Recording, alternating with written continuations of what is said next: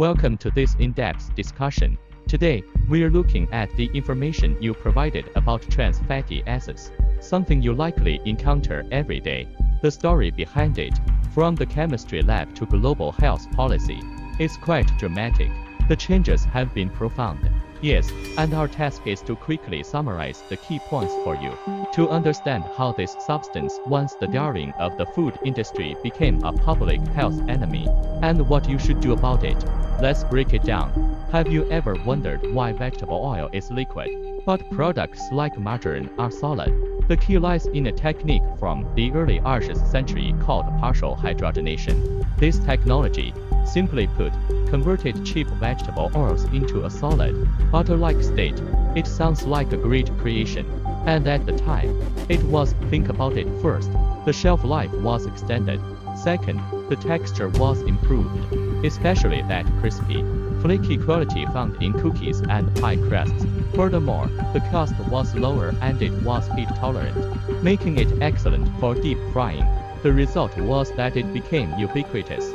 Look at margarine, shortening, cookies, cakes, fries, instant noodles. Almost every processed food you can think of might contain it. Your materials mention that at its peak, the fat in some commonly consumed foods contained over 60% of this industrial trans fat. That is a truly staggering proportion. The molecular transformation.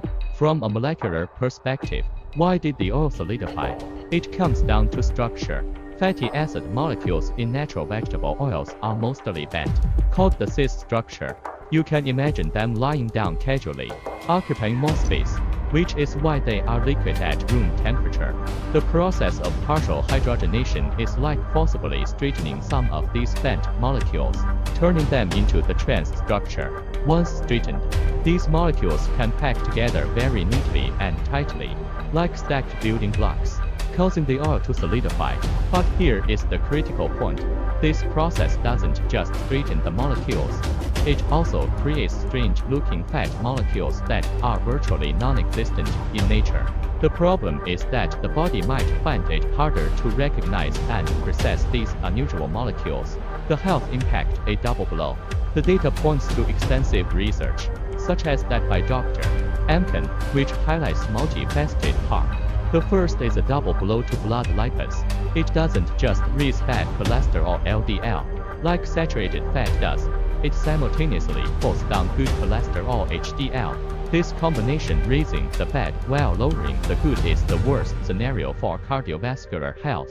The unsettling part is that research shows our bodies store these unnatural fats, where they can be detected in your heart, brain, and even your adipose fat tissue. On average, industrial trans fats account for about 4% of the total fat stored in the body, including those strange isomers we just mentioned. Essentially, our bodies are forced to store a collection of odd substances. Furthermore, they can interfere with the normal function of essential fatty acids that our bodies need, affecting cell membrane function and potentially blocking the synthesis of important physiological signaling compounds. Metabolism is impacted. There is also evidence suggesting that higher trans fat consumption puts the body in a state of inflammation, which is a root cause of many chronic diseases. Natural vs industrial. At this point, you might wonder about the natural trans fats found in the beef and milk we consume. Your materials clarify this vital distinction. Dairy and beef products do contain small amounts of natural trans fats, primarily one called vaccinic acid. The differences are twofold.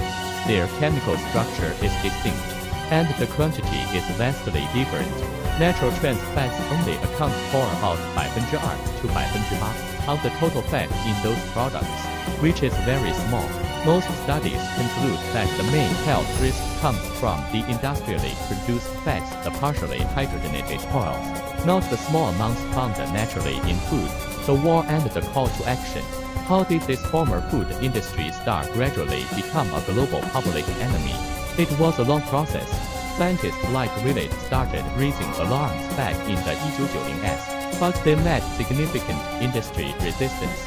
It wasn't until 2003 that Denmark fired the first shot, becoming the first country to legislate restrictions. The US FDA didn't formally declare partially hydrogenated oils fast to be not generally recognized as safe until 2015, a tug-of-war that lasted more than 2 decades. In 2018, the World Health Organization (WHO) stepped in, launching a global action plan calling for the elimination of industrial trans fats from the food supply chain by 2023.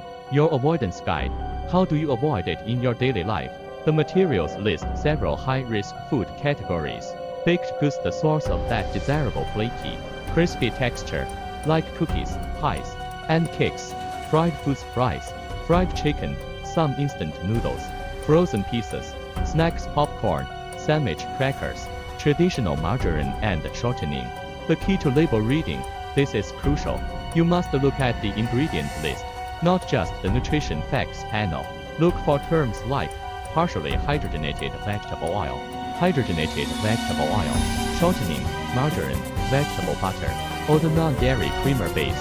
Seeing these words means you should be cautious. The 0 grams trap.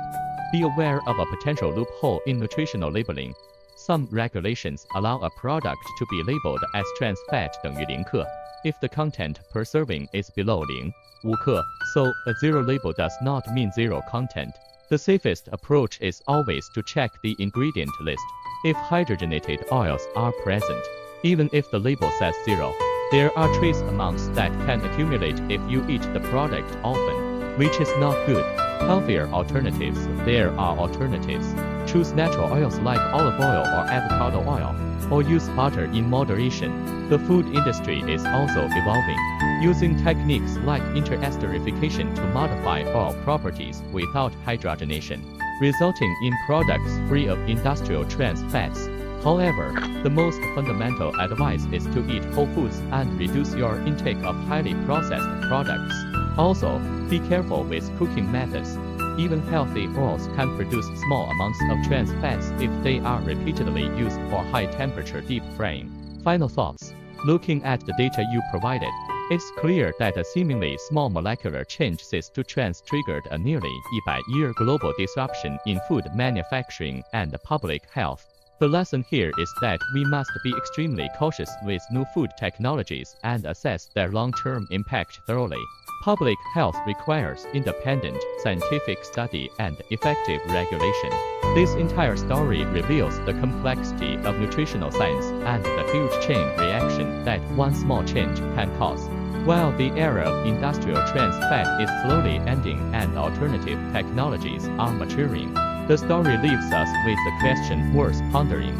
As we continuously seek food that is more convenient, cheaper, and better tasting, what line are we willing to draw for the long term? Unseen health risks. The next time you pick up a packaged food, perhaps take a moment to consider that question along with the label.